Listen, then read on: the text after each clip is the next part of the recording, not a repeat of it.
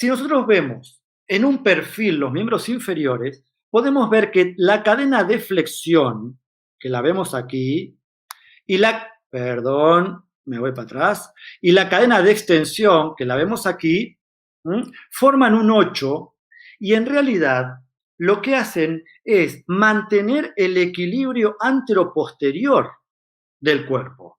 Por lo tanto, controlan el equilibrio anteroposterior de la pelvis para que la pelvis no vaya ni a una anteversión ni a una retroversión. Mantienen el equilibrio de la articulación de la cadera, el equilibrio de la articulación de la rodilla, ni flexum ni recurvatum. Si gana una por sobre la otra, o me voy a un flexum o me voy a un recurvatum. Y eso es trágico para el deportista. Y lo mismo a nivel del tobillo. Por lo tanto en tronco como en miembros inferiores, las cadenas de flexión y extensión lo que hacen es ir controlando ese equilibrio sagital. ¿Qué pasa si gana la cadena de flexión? Tenemos un flexum, como podemos ver aquí, tenemos un flexum, y ese flexum, así como en la columna, iba generando un deterioro de la parte anterior del tronco, en la rodilla va generando un deterioro de la parte posterior de la rodilla porque genera un flexum. Por lo tanto, los cuernos posteriores de los meniscos van a estar permanentemente en compresión. El cartílago de la parte posterior, la rótula va a estar más comprimida sobre la tróclea. Entonces, después nos preguntamos, ¿y por qué me rompí el menisco? ¿Y por qué me lo merezco? ¿Sí? Porque evidentemente no han detectado por qué yo tengo ese flexum, y lo que hicieron fue reforzarme, fue meterme un revoque grueso como para mantener mi estructura. Y resulta que eso es justamente lo que no hay que hacer en un deportista. Nos olvidamos de la relajación, nos olvidamos de aflojar, nos olvidamos de que las riendas tienen que trabajar una en sincronía con la otra, que no puede haber una rienda más tensa que la otra. Eso es sumamente importante. No todo es fortalecimiento, ¿sí? Fíjense lo que sucede en una cadena de extensión.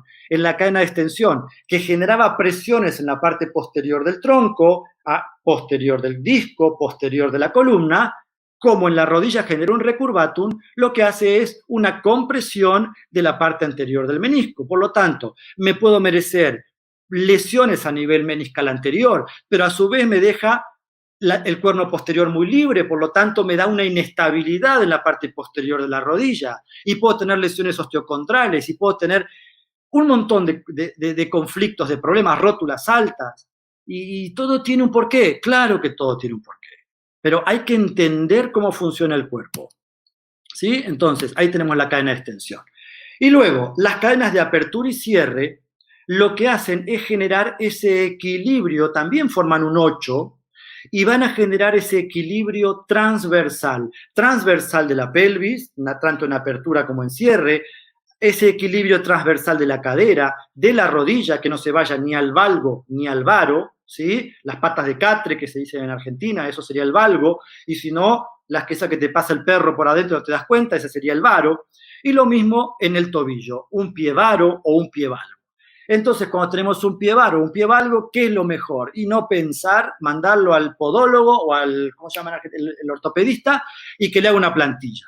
Entonces, me compensa con una plantilla y me descompensa arriba. No, yo tengo que ver por qué el paciente tiene un valgo de rodilla, por qué el paciente tiene un varo de rodilla, por qué tiene un valgo de pie, por qué tiene un varo de pie, por qué tiene un valgo de cadera. Ya, ¿qué me importa? Yo lo refuerzo, le hago core y que dure lo que dure. No, yo quiero que el deportista juegue hasta los 40 y estoy seguro que dentro de 10 años lo que estoy diciendo va a ser muy lógico, porque el deportista no va a llegar a los 40, va a llegar a los 45, o inclusive más. ¿Está? Fíjense lo que son nuestros deportistas de élite. Cada uno tiene una postura distinta. Son todas, miren los miembros inferiores, son todos completamente distintos, y eso lo da las tensiones asimétricas de las diferentes cadenas. Entonces, cuando yo veo esto, me tengo que preguntar, a ver, ¿qué cadena está trabajando y por qué? ¿Dónde está la causa? De ahí trato la causa, sumamente importante, y generalmente la causa está dentro de las cavidades, ya sea lo emocional o ya sea lo visceral, en ese edificio anterior, en esa columna tan fuerte anterior, que no debe desmoronarse. ¿Mm? Por lo tanto, dijimos que dentro del tratamiento hacíamos posturas de relajación. Nosotros no elongamos. Cuando por ahí en la prensa dice, la selección argentina se alimenta con aguacate y no sé qué, y ganan porque se alimenta con aguacate. No, si ustedes van a la fuente, nadie nunca dijo que se han logrado los éxitos que se han logrado por algo determinado. Evidentemente es porque el equipo ha sido fantástico, porque la preparación física ha sido fantástica, porque el entrenador es fantástico, porque está. Y algo sumamente importante, porque los jugadores salieron de Argentina de clubes donde los preparadores físicos y los entrenadores han hecho un trabajo sumamente importante y hoy esa, yo creo, es mi manera de pensar, esa medalla que han logrado los chicos de oro en América, de plata en el mundo, es mérito desde el entrenador de inferiores hasta Sergio Hernández, ¿sí? que es el que dirigió al final. Pero eso es lo que nosotros tenemos que tener en la cabeza. En Argentina hay como mucho